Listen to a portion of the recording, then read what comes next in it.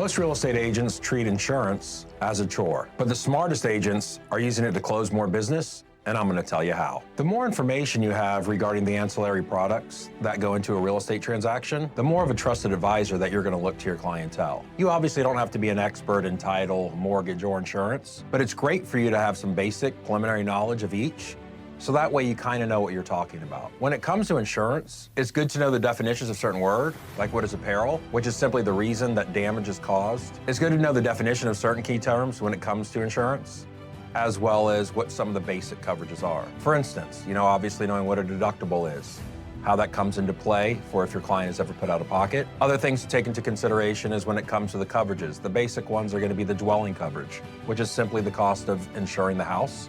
Personal property, everything into the house. That goes all their personal belongings and everything wall to wall if they were to rebuild the structure. It's also good to have some basic knowledge when it comes to kind of pets, fencing, trampolines, things of that nature. Will carriers allow these things, a certain breed of a dog or a trampoline, if your client intends to have a certain breed living with them once they purchase the house, or putting a trampoline in the property? Coverage and policy info is going to differentiate you from other agents. Let me explain how. Some of the basic policies when it comes to homeowners insurance, an HO3 policy or an HO6.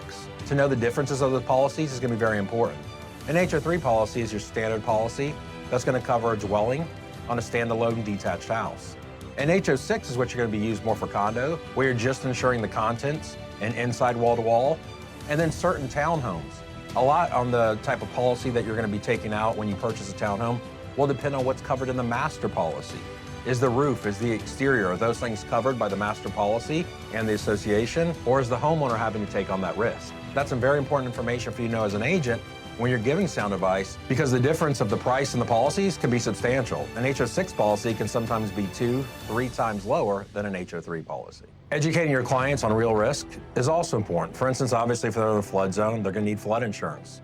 The riskier the zone, the more expensive that coverage is going to be. So it's good to have basic information on the different zones, the different flood zones, and which ones are going to be more expensive than others. There could be certain issues with plumbing and electrical that could potentially make the house uninsurable. So it's good to know what those are before advising to go under contract on the house. If the seller's unwilling to do the repairs, you're most likely going to fail that 4-point inspection. The house is uninsurable, which means they can't move forward with it if they are getting a loan. They're moving forward with the cash purchase, then they have to be good with accepting that risk until those repairs are done. Having basic information of all the ancillary products when it comes to a real estate transaction is going to make you more of a trusted advisor. I know I said that before, but I'm going to drill down a little deeper this time. The more knowledge you have, the more you're separating yourself from the competition. I always look at it as a degree of separation. The more value you're bringing to a client, and the more likely they are to use you and continue to use you in the future. So once again, it's good to have basic knowledge. Understand the fundamentals of everything that kind of comes into the home, especially when it comes to insurance. But also mortgage, title, inspections. Know what to look for, the basic stuff.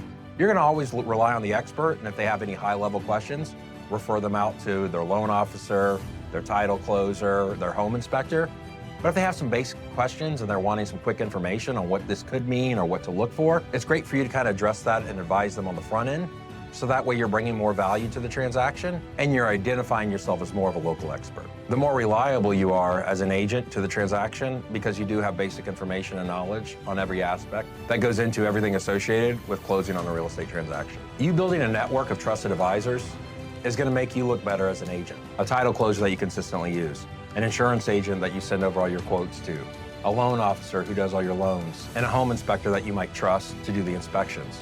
It's good to give multiple options if you're working with more than one, but it's good to have reputable businesses that you can refer your clientele to that you know is going to do a good job. Obviously, you're putting your name on the line when they're asking for referrals, so you want to make sure that you can trust the people that you're referring the business out to. Keep in mind, you're going to be the point of contact for this transaction. So anything that typically goes wrong in a real estate transaction, unfortunately, you're typically the one that's going to take the blame. So it's very important to have these trusted affiliates that you know, that you send business to, and you feel confident that they're delivering the same level of service that you're expecting yourself to give to your clientele, because at the end of the day, they're an extension for your reputation. If you do one thing today, I'd highly recommend you getting some basic information on the insurance process and what goes into the policies.